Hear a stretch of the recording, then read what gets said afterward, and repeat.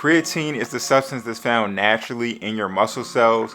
It'll help provide your muscles with more energy that you can put towards a high intensity workout and also heavy lifting sessions. Now, when you supplement with creatine, a couple of things that you can expect are water retention in your muscles.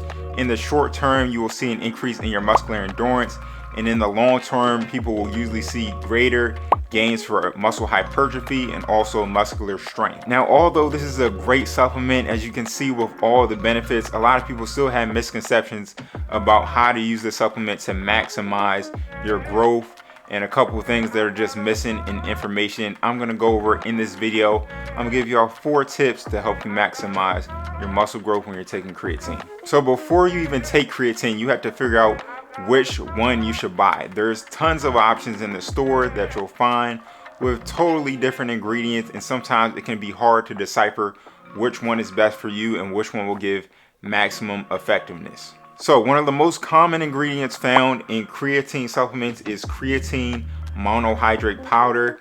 This has been the most extensively studied and commonly used form of creatine in dietary supplements since the early 1990s. And although there are tons of different forms of creatine being sold at stores at higher price points, such as buffer creatine, creatine nitrate, and many more, there has been no published studies that show a greater creatine storage in muscles than the form of creatine monohydrate. So if you're looking to save money, and usually creatine monohydrate will be the cheapest version of creatine that you could buy, and you're still worried about maximum effectiveness, there is no worry. As long as you search for a creatine that has creatine monohydrate, you should still get the same exact effects as somebody who's taking some fancy type of creatine supplement, and you'll still be able to get into the gym, get your gains, and get exactly what you want out of this product. The next thing we're going to go over is when you should take creatine. Usually when you buy pre-workout, you'll sometimes see creatine as an ingredient listed in the pre-workout, suggesting that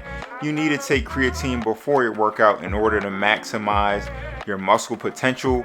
But let's see if this holds true according to this study. So as the study states, the first study on timing found a greater benefit from post-exercise ingestion for body composition. This is fat-free mass and also loss of fat-free mass compared to the pre-workout consumption group for young males. Now, this is speculated to be caused by a higher skeletal blood flow, which actually led to a higher creatine accumulation in the blood. However, in the study, they also tested post-workout and pre-workout creatine strength gains, and they found no difference between the two groups who took it before or after their workout. So if you're concerned about your body composition, you might benefit from post-exercise ingestion of creatine. But if you're not too worried about that, just making sure that you're staying consistent with your creatine ingestion, which is the recommended amount, 3 to 5 grams of creatine, you should be fine with making those strength gains. Now, since we're on the topic of the recommended amount of creatine, let's go over how much creatine that you should actually take. Now, the recommended amount, as I stated, is 3 to 5 grams per day or 0.1 grams per kilogram of body weight. Now, in a new study, it showed unnoticeable differences between those who stayed on the lower end of this recommendation, which is 3 grams per day, versus the people who stayed on the higher end, which is 5 grams per day, in muscular strength and muscular hypertrophy. Now, it's important to note that in this article, the test subjects weighed an average weight of around 180 pounds. So if you weigh a lot more, you might benefit from being on the higher end of this recommendation, which is closer to 5 grams per day.